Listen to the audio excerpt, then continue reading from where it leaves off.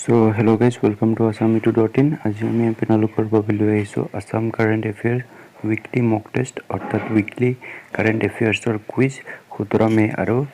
24 মেৰ ভিতৰৰ কাৰেণ্ট এফেয়াৰবোৰ এইটো বহু ইম্পৰ্টেণ্ট হয় এপিএছচি আসাম পুলিচ আৰু অন্য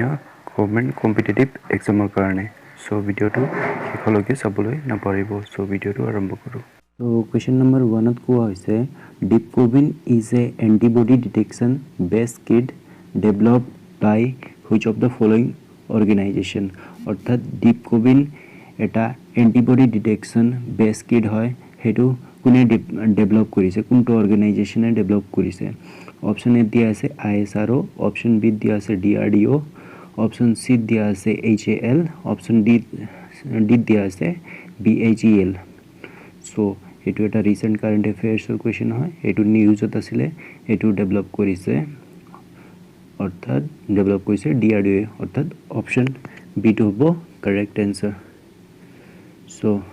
কোৱেশ্চন নম্বৰ 2 কোৱেশ্চন নম্বৰ 2 খুদা হৈছে হোমেন বৰগোহাঁই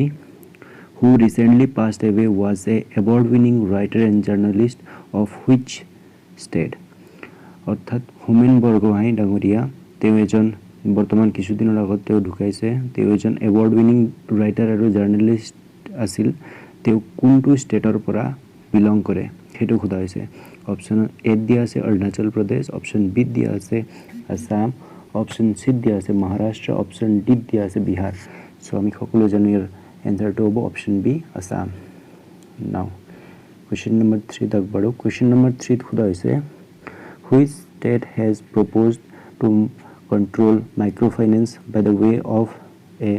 state legislature অৰ্থাৎ microfinance to control কৰিবলৈ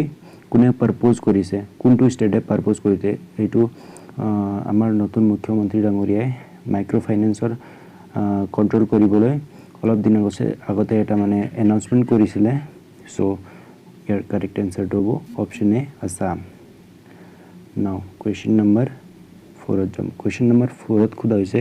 which animal has recently resurfaced in India in Mizoram's Walreng sanctuary after a gap of 108 years অর্থাৎ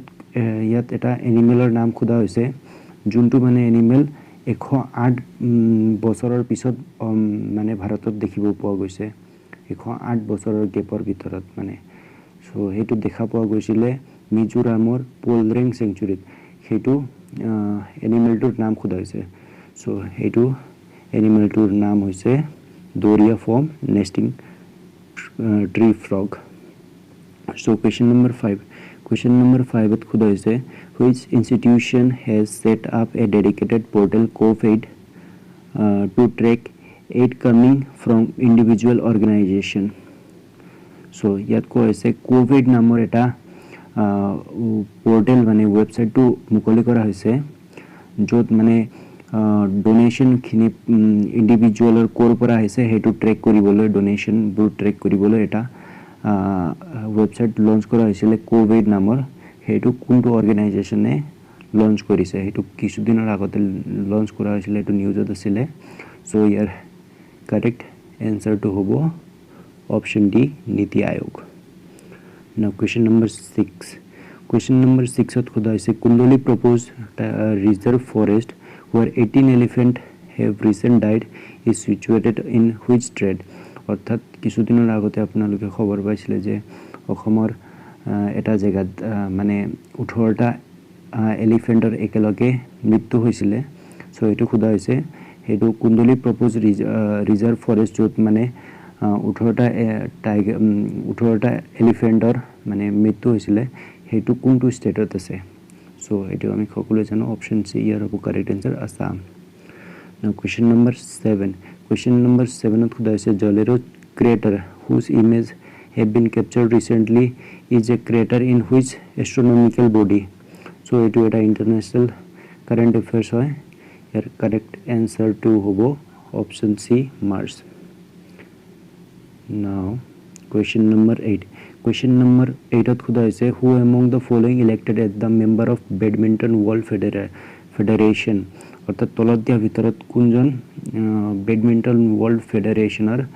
মেম্বাৰ হিচাপে ইলেক্ট হৈছে সো এইটো অলপ দিন আগতে নিউজত আছিলে তেওঁ হৈছে হিমন্ত বিশ্ব শৰ্মা তেওঁ হৈছে বেডমিণ্টন ৱৰ্ল্ড ফেডাৰেশ্যনত এজন মেম্বাৰ ৰূপে ইলেক্ট হৈছে নাও question number 9 question number 9 ত খুদা হৈছে what is true about Israel and statement listed below it is situated towards the east of Mediterranean Sea to কোৱা হৈছে Jordan is longest flowing river in Israel আপোনালোকে সকলোৱে জানে যে ইজৰাইল আৰু Palestine এটো নিউজত আছিল সো তাৰ পৰা এটা কোৱেশ্চন খুদা হৈছে মানে তলত দিয়া কোনটো স্টেটমেন্ট ট্ৰু হেতু আমি ক'ব লাগে এত কোৱা হৈছে it is situated toward the east of Mediterranean sea অৰ্থাৎ মেডিটেৰিয়ান সিৰ ইষ্টত অৱস্থিত ইজৰাইল আৰু দুই নম্বৰ কোৱা হৈছে Jordan is the longest flowing river in Israel Jordan আটাইতকৈ ডাঙৰ ফ্লোয়িং ৰিভাৰ হয় ইজৰাইলৰ সো হিয়াৰ কাৰেক্ট এনসাৰ টু হ'ব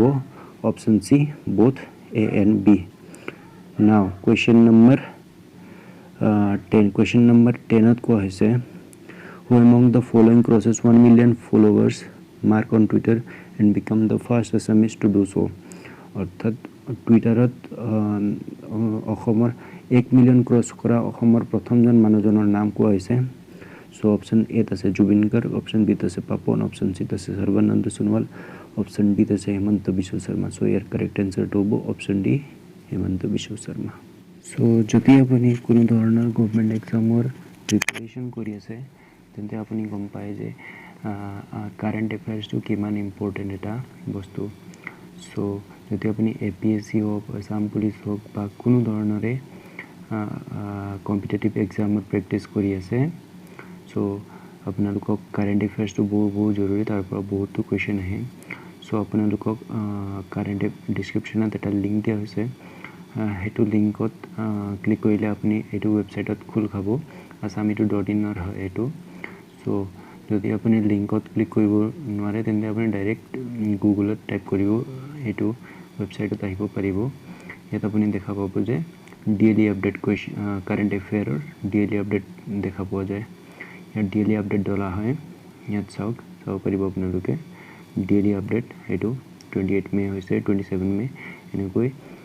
ইম্পৰ্টেন্ট আসাম কাৰেন্ট এফেয়াৰ্সৰ ডেইলি আপডেট দিয়া হয় আৰু উইকলি আপোনাৰ মক টেষ্ট কন্ডাক্ট কৰা হয় যদি আপুনি এক্সাম প্ৰিপাৰেচন কৰি আছে এপিএসসি ইউপিএসসি আসাম পুলিচ বা যিকোনো এক্সাম তেন্তে এইটো ওয়েবসাইট আপুনি ভিজিট কৰিব পাৰিব আৰু ইয়াৰ পৰা আপুনি ডেইলি কাৰেন্ট এফেয়াৰ্সৰ আপডেট পাব পাৰিব ইয়াৰ উপৰিও আমাৰ সোশ্যাল মিডিয়া প্লেটফৰ্ম আছে তাত জয়েন কৰিও আপোনালোকে ডেইলি কাৰেন্ট এফেয়াৰ্সৰ আপডেট পাব পাৰিব so thank you for watching have a good